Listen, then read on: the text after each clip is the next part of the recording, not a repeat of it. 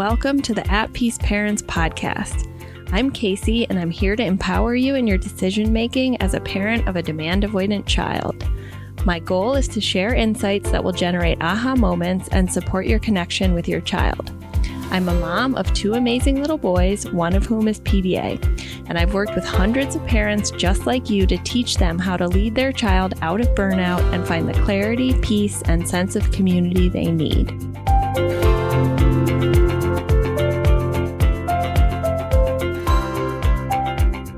Are you the parent of a PDA child or teen and feeling completely stuck? If so, today's live show is for you. Hi, I'm Casey. I'm the founder of At Peace Parents. And today we are doing our very first live show with two amazing parents who have volunteered to be spot coached with me using the skills that we learn in order to help parents get unstuck. So welcome, everybody. And I think without further ado, we're going to invite our first parent into the studio. Hello. Hi. How are you? I'm good. How are you? I'm good. Where are you tuning in from? I'm in California, Northern California, Bay Area. Awesome. Very cool. It looks like you're in your car. I am. Yes, I didn't want, little ears to hear. All good. All good. Well, thank you for being here and being willing to be vulnerable. I have your question here, and I was wondering if you wanted to restate it or if you'd like me to read it. You can read it. Okay. Sounds good. I desperately need help with how to handle equalizing behavior against my 2-year-old. When my 4-year-old PDAer out of nowhere hits, kicks, hurts her. It can come on so abruptly with no signs of her becoming dysregulated. What language is best to use to not shame my PDAer, but at the same time validate my 2-year-old's experience? Also advice on how to allow for my 2-year-old more autonomy in her play with her sister. I want her to be able to have a voice as well. She also is showing signs of PDA. Please help. Okay, is there anything else you'd like to add or provide context on? Yeah, so I was thinking about it last night, and yeah, I would love your advice about, the difference also between when this equalizing behavior happens, when she's in a dysregulated, a very clearly meltdown mode. I can clearly see that she's, in her fight flight response.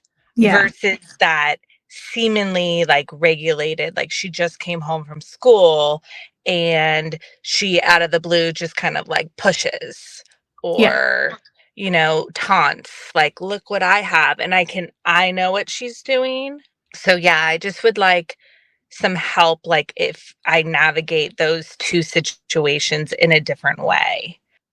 Also, I oftentimes, I'm new to PDA. Okay. I just learned about it in April, and I gave birth to my third child in May.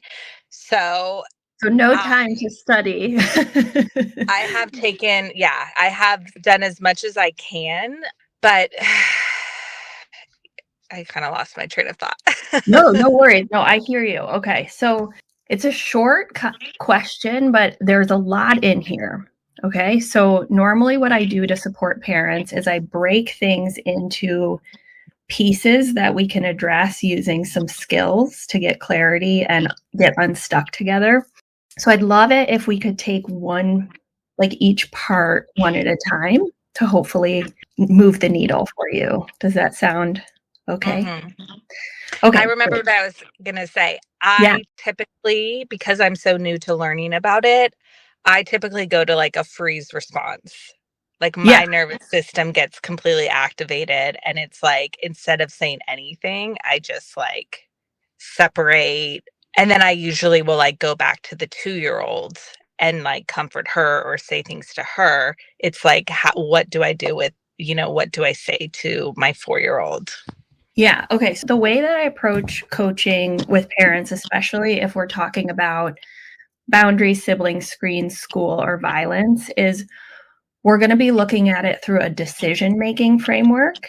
rather than like what's right or wrong, because each family has like unique values, constraints, as you said, your own freeze response. So we're going to look at it specifically in your family and approach it neutrally, and then just decide what the best options are for your family. So we'll walk through that. But first, I'd love, just for a refresher for everyone, and I always do this even in the programs where it's like, even if we're 8 weeks into the program, I'm reminding people of what I call the PDA lens, which is like, why is this happening? How does the brain work? How does the nervous system work? Let's start there, and then we'll move into the decision making. Is that cool? Yes. Okay, cool. So what we know about PDA is that anytime your daughter's subconscious brain, her limbic system or survival brain, perceives that she doesn't have autonomy or equality, it's going to activate her nervous system, whether or not you see it, right? So even if she's appearing fine or doing well at school, she is likely perceiving those losses of autonomy and equality, right? So when she comes home, she's got some buildup in the system. And it's almost like the reason we call it equalizing behavior is because she, in order to get back to a safe nervous system, needs to feel above others, right? Or a scenario. And so who's she going to do that with? The safest person, which is likely you, and or the weakest or a weak person, which is like a younger sibling. Okay. So when she gets home from school, even if she was great there, even if her teachers were like, she's a model student and she's like, so she's a leader, she's wonderful, she makes eye contact, all the things, she's going to come home and sort of need to equalize, right? And so it sounds like it's being targeted at the 2-year-old. What I heard you say is like, she doesn't look dysregulated, but it comes out of nowhere, right? So that's very typical of like how we want to understand the logic of the behavior. It's a tipping point rather than like what happened right before caused her to lash out at her younger sibling. So yeah, you can't always see the signs of dysregulation, but anytime she's like, she goes right into her survival brain if she perceives that the 2-year-old is like getting more attention from you or moving toys around in a way that she doesn't like, or even her just existence as another child in the house is going to set off all of a sudden that survival part of the brain, right? So with a PDA kid, it's like there is no yellow zone. So it's like it can happen in a moment of just like she perceives she's below her or doesn't have autonomy in play, and she's boom right into equalizing.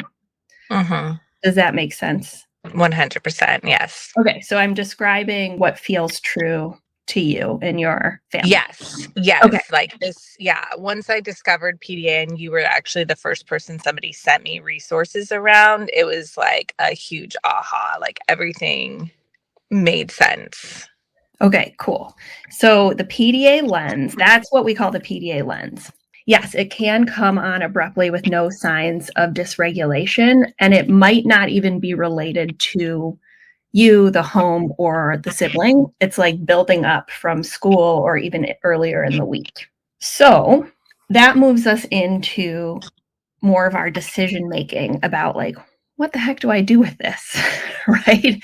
And there's 2 areas we can look at together. One is like the bigger picture decision making of like, okay, she's at school all day and it's building up in school, and then she gets home and equalizes, which is a nervous system response. We could look structurally at like school. We could look at changing accommodations in school. We could look at that, which is more of the preventative, or we could look at like school has to happen. You have 2 other kids. She has to go to school. That's a constraint. And therefore, I want to explore what my options are in the moment that this is happening. Yes. So which of those 2 feels aligned? The second. Okay. Yeah. Great. Okay. So here's the hard part. So we're going to go into decision making. And this skill that we're going to talk about can be really triggering and grievy because we're really going to be focused on like only what's under our control. Because if we try and focus on her behavior, it's going to make it worse. Mm-hmm. Okay, so everything we're going to talk about is not like, what should I do to make her do X or not do X? It's going to be, what can I do in this situation? Yeah. Does that make sense? Yes. Yeah. Specifically, like, I would love guidance with like the language. Great. Yes. I'm going to pull up the decision-making framework. I know you're on a phone, so it might be a little hard to see, but I'm going to guide you through it, and we're going to get you some clarity if that sounds okay. Good. Okay. Yeah. All right. Okay, so I am just going to go in here. Okay, so the first thing we want to do, Dominique, is just talk about constraints for your specific family. Okay, so what that means is like things you can't change in the moment you're making a decision. Like, for example, your daughter comes home from school and she's equalizing against the 2-year-old. You can't, like, in that moment, change your husband's career, if you have a husband, and make him, right? Or like, you can't change your nervous system in the moment that you have a freeze response. So we just want to acknowledge and accept like what your constraints are for your specific family. So it could be, I know one constraint that you've said is like you have 3 kids. Yes, I have, and my baby's 3 months. So the constraint would be like, I can't be with my 4-year-old and my 2-year-old all the time, which is some advice I saw on some other PDA was like, be with them always. And I'm like, that's not realistic. Yeah, that's why we're outlining constraints. Yeah. Because this is like real life. Okay, so next constraint, do you or your partner, co-parent, if you have one, work outside of the home? Or my husband works outside of the home, and sometimes he's not home until like between 6:30 and 7 at night. Do you have any caregiving support? I have family. My mom helps a lot. Okay, that's great. So is there a constraint there in terms of how much she can support or how much she is able to engage in a non-traditional way of supporting kids? She's definitely like learning, but I think because I don't really know fully how to advise her, so then yeah, there would be a constraint with like, we're kind of both in the same boat of like not really knowing the best approach. And is learning. Okay. So I'm going to put also mom has freeze response. And you don't have to share this, but usually I like to understand if like it can just be like because you're hearing the sounds of panic and the perception of danger and life threat from your child, your nervous system activates. That's very normal because like your child has a nervous system disability fluctuating, and it's not just anxiety, it's these sounds, movements, tone of voice of another human who's experiencing or perceiving danger or life threat. So it's very typical / normal that you would react like this. But sometimes parents have like childhood trauma, their own neurodivergence, a sensitive nervous system, and we would just add that. Yeah, I definitely have a sensitive nervous system. I'm diagnosed with OCD, but after like learning about this, I'm like looking into it, whether or not it's like internalized PDA versus OCD, because it just feels like it fits. Yeah. Okay, great. More. All right. So potentially internalized PDA, which would mean more sensitive responses. Okay, is there any other constraint you'd like to mention? Well, we talked about your daughter is in school. Yeah, that's it. Okay. All right, so we're going to hold these constant, meaning these don't change as we are making our decisions about the moment that your 4-year-old comes in and is like targeting the 2-year-old, which, believe me, I've been through. Okay, so we're going to outline only what's under your control as options without judgment, like just anything that is possible that you could do realistically within the constraints. So option 1 is do nothing. Like do nothing when your PDA daughter equalizes against the 2-year-old. Option 2 is you could do nothing physically, but tell PDAer to stop. And once you make your decision, I'll help you with the language. Okay. Okay. But right now we're just making a decision as to whether you even want to say something or if you just want to like have your action be what signals to the sibling that you're there and keeping her safe. Tell PDAer to stop, which could be like, you could do it like, I'm noticing your body isn't safe right now.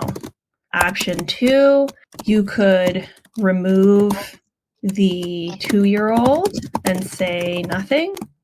Option 4, remove the 2-year-old and say something like, your body isn't safe right now, so I am taking Sally to this room. Option 5, you could remove the PDAer and say nothing. Option 6, remove the PDAer and say something to signal to the sibling that you've seen it and you're doing something about it. Option 7, put yourself physically between them. Option 8, put yourself physically between them and say something. Okay. Is there any other option that you can think of that you have control over? No, not that I can think of, no. Okay. So normally when I do this with a family, one of the things I've written is like, oh, that's what we're doing right now. Mm-hmm. And that's what I call the status quo. And then usually we pick another option that feels reasonable and compare it to the status quo through a cost benefit, which we're going to do together. So which one of these feels like your status quo or what you normally do? I feel like I've done them all. I think it just depends on the situation, and the severity. Probably number 3. Okay. Yeah, because I don't leave my 2-year-old alone. Great. Okay. So usually option 3, and I know in your question you had mentioned wanting like a script that you could say. So are you interested in comparing it to option 4, or is something else calling to you? No, 4's good. Okay, cool. So we're going to compare option 3 and 4. What's important about this step is what we've done here is we've laid out all your options, right? There is no other option unless we go back to the constraints and like hire a caregiver, have grandma be there more, something that we haven't made the decision about. So this process is also, I hope, going to support you to get out of that, like seeking an expert who has a solution that's like, oh, if I just did this movement break, or if I just said it this way with declarative language, it wouldn't be a problem. Because it's not. This is what it is. And so we're looking at how to maneuver within this reality together. Okay. It makes sense. I know you don't like it. I'm like, does this mean that like the equalizing behavior will never go away? That's not what I'm saying. Okay. So if we want to look at decreasing equalizing behavior, we would have to probably look at the school equation. For sure. Yeah. Yeah. And so because right now, especially with the 3-month-old, that's a constraint, we're moving into the what to do given that there will be some equalizing. Okay. Yeah. And also like keeping in mind that the more that you move into this acceptance of these are the options and I can't control my daughter's behavior, the more she's going to neuroset safety. Okay. Because that makes sense. Because anytime we're even subtly without words wanting to change their behavior or expecting them to be different, they're perceiving a loss of autonomy. Even if we're not. Yeah, I've witnessed that for sure. Like just in learning about this and like already like subconsciously or consciously on my part, like kind of like not coming at it from a control, like trying to get her to school. And already, like, I can see a huge difference in that. Yeah. So with this part, we're radically turning the control back on, like, I can only control myself.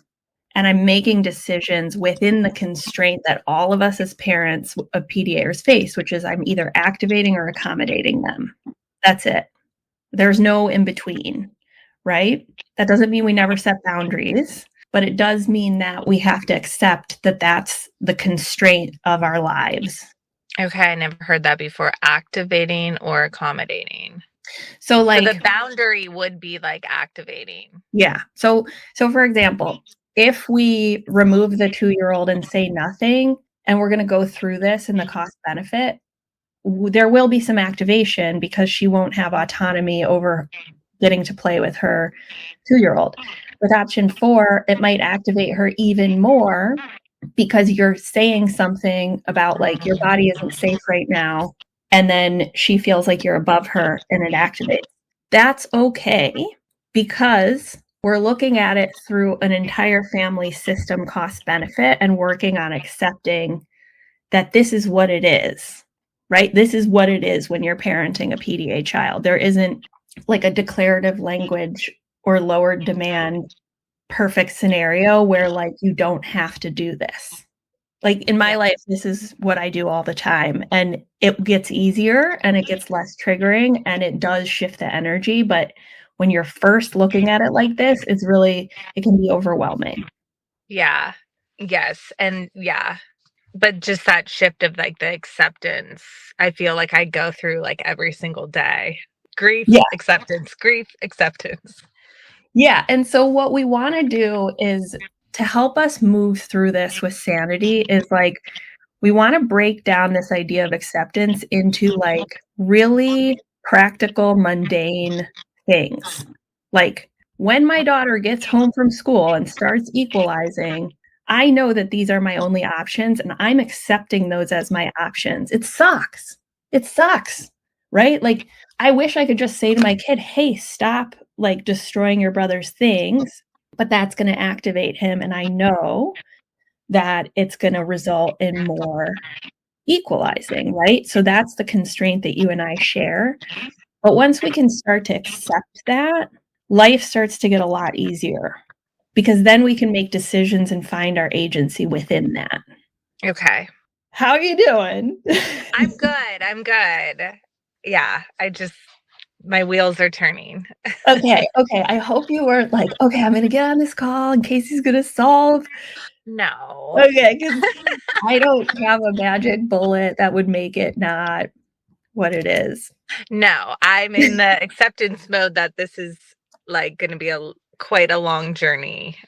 It's not going to be a simple fix. It will, but like also what we're doing right now can take years to learn / forever if parents don't want to accept this. So like we're getting you unstuck hopefully in an hour more than like it took me like 2 years to start doing this. So yeah, no, I do feel very grateful that I stumbled upon this when I did. She's 4. So yeah. I think about what would have happened if I didn't learn about this until she was 8, burnout would probably be inevitable. So I do feel like very grateful that I'm already like trying to figure things out. Yes, and you're doing a great job. And I know this is a lot, but we're moving through it. Okay, so what we're going to do now is we're going to look at your 2 feasible options under your control, and we're going to compare them through a nervous system cost benefit for everyone in the family, or everyone you think is relevant to the decision. So we could include you, your PDA daughter, your 2-year-old, and your baby, or just the 3 of you. We can also include your husband, even though he's not there. It's up to you. I would say probably my kids, me and my 3 kids, because yeah, sometimes the baby is crying in the middle of it all. Yeah. Okay. Now, is that a constraint or is that something that's impacted by what you decide? Say it again. Okay, so what I mean by that is like, we're going to look at the costs. Like, for example, if you wanted to consider your 3-month-old with the option 1, remove the 2-year-old and say nothing, would that have a cost or a benefit to the 3-month-old's nervous system? Or is the 3-year-old kind of like not aware of what's going on? I guess it would only like circumstantially, like if he's screaming and I have to leave him in, say, a bouncer crying while I'm taking away the 3-year-old, which then means I have to go into my room, which is a locked door for her to not have access. And then there's that my 4-year-old running down the hall screaming. So, I mean, yeah, I would take the 3-month-old with me. In either scenario. Yeah. Okay. Now let's look at option 1, which is remove the 2-year-old with your 3-month-old from the room and say nothing to the PDAer. What would the cost to the nervous system of your PDAer be of that action? Would it be low, medium, or high, do you think? I'm high. Okay. Would there be a benefit to her nervous system? No. Okay. So we'll just put NA. Now, what's the cost to your nervous system of this action, removing the 2-year-old and 3-month-old and not saying anything? High. That would be like a high stressful situation because, yeah. Because of the high cost to the PDAer's nervous system, there's probably going to be running and yelling and throwing things, potentially. Yeah. Okay. Now, is there a benefit to your nervous system of removing the 2-year-old and the 3-month-old and not saying anything? I mean, yes, in the sense that if like the safety, like I know now, like no one's going to get, hurt. Okay. So would you say medium or high? Benefit, medium. Now we're going to skip over parent 2, sibling 1. So that would be your 2-year-old. What is the cost to her nervous system of you removing her and the 3-month-old and not saying anything about what happened? Medium. You're doing great. This is not an easy exercise. Is there a benefit? Yeah, I would think so. Yes. Like she's with me. Is it low, medium, high, would you say? I would say it's probably high. Now, sibling 2 is the 3-month-old. So is there a cost to the 3-month-old's nervous system of you scooping him up? Sounds like a him. Mm-hmm. Scooping him up and the 2-year-old and taking them to another room without saying anything to the PDAer? Probably not. Okay. Would there be a benefit? I guess if he was crying and then I was able to hold him, yes. Okay, so low, medium, high? High. Okay, great. All right, so we did that for option 1, which is what you normally do. And we're just going to compare it to the second option, which is the same thing, but you're adding in a script to signal, this happened, I saw it, it's not okay, right? Mm-hmm. So something like to your 4-year-old, your body isn't safe right now, so I'm taking Sally and John to the other room. Okay, so the script is not going to change the behavior. Mm-hmm. The script is going to signal to the 2-year-old, I saw that, I acknowledge it, I'm moving you to this room. Mm-hmm. So part of the acceptance and going back to the PDA lens is like, we can have the perfect declarative language script, and it's not going to change the fact that the energy behind it is us wanting them to change their behavior, and then they're going to fixate on the behavior. So we want to think of the script. I know we're going through a lot of greavy stuff right here. The purpose of a script is not to change the behavior of the PDAer. It's a cue that we're using for the 2-year-old. And it's okay to use that, acknowledging that it might have an impact or cost to the PDAer's nervous system. Okay? Okay. Yeah. So option 2, we're going to go through the same thing. What is the cost to your PDAer's nervous system of option 2? Same action, but stating like this isn't okay type of declarative script? High. Is there a benefit? I guess I don't know. I don't know. I guess I don't know if, like, over time that is like, So, she feels safe because I am setting about I don't know. okay, so that's a good question. So over the long term, I think the action of having boundaries that are like baseline is a good thing for a family, but in the moment, it's Mm, going to activate her. Okay. So I should have been more clear that this decision making is just in the present moment. Okay. okay. Just in the Okay. present moment. So, no, it would not. Okay. So we would say NA. Now, what about you? Is there an additional cost? Because you mentioned you have a freeze response. So is it going to make you even more activated to feel like you need to say something? Or is it going to feel like a relief that you have a script that you A can relief deliver? Okay, a relief that I have, like, a script because it feels just wrong to not say anything great. Okay, for, like, my 2-year-old's sake. perfect. So for the cost, let's look at the cost and the benefit to you. So the cost, do you believe, of doing this action is still going to be high, or would it be medium or low to your nervous system? It would be less so maybe medium. Great. And let's talk about the benefit that you just mentioned. So it feels like it's aligned with your values. You're having a script would like support you and your nervous system in that moment. So would you say it's a low, medium, or high benefit to you of the option 2? Medium high. Great. High. Love it. Love it. Love it. Okay. Now let's go to your 2-year-old. So what would be the cost to your 2-year-old of action number 2 with the script? I don't think it would change Okay. the cost. So medium still? Yeah. Okay. And then benefit, would that be the same too? Mhm. And then what about cost to and benefit to 3-month-old? I think it would stay the same. Stay the same. Okay, great. Now, the next step in this process is comparing your 2 options through this lens, the family system. And often, not always, what we see is we're deciding between 2 shitty options. Okay? So it's not always clear, like, oh, this is going to resolve it. Sometimes it does, but we're going to go through and compare. So I'm just going to compare for option 1 the cost versus the benefit to the PDAer. So the cost is what we call a net cost because it's a higher cost than a benefit. Does that make sense?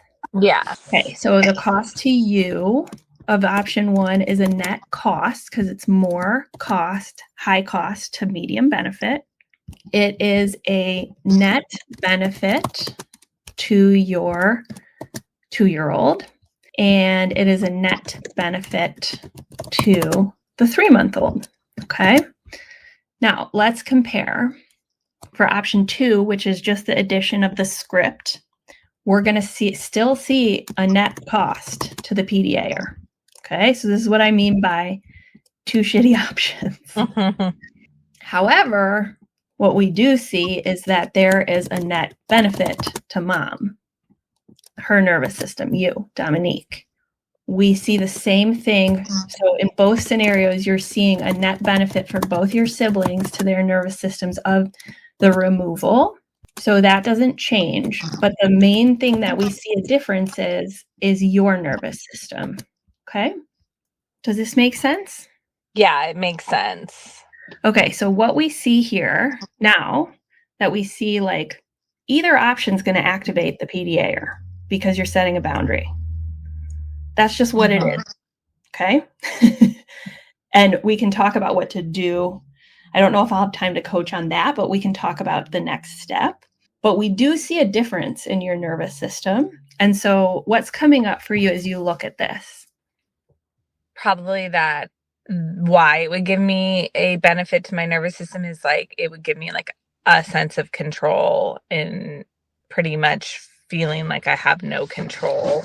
Yeah. Yeah. Like a return to agency. Yeah. Or like a plan, because right now I just feel like it's like the wild, wild west. Totally. Okay. So I think what we see is that the best option for you, given that there is equalizing after school, is to have the plan of like, I am going to remove my 2-year-old and my 3-month-old. Maybe I prepare like a safe space that I have with like stuff for the 2-year-old, maybe a treat, maybe a weighted blanket, fidgets, whatever. It's like a location that you know you're going to go to and a script that you feel comfortable with. So now is when we talk about the script. So now that we've made a decision, that's when we move into the accommodations.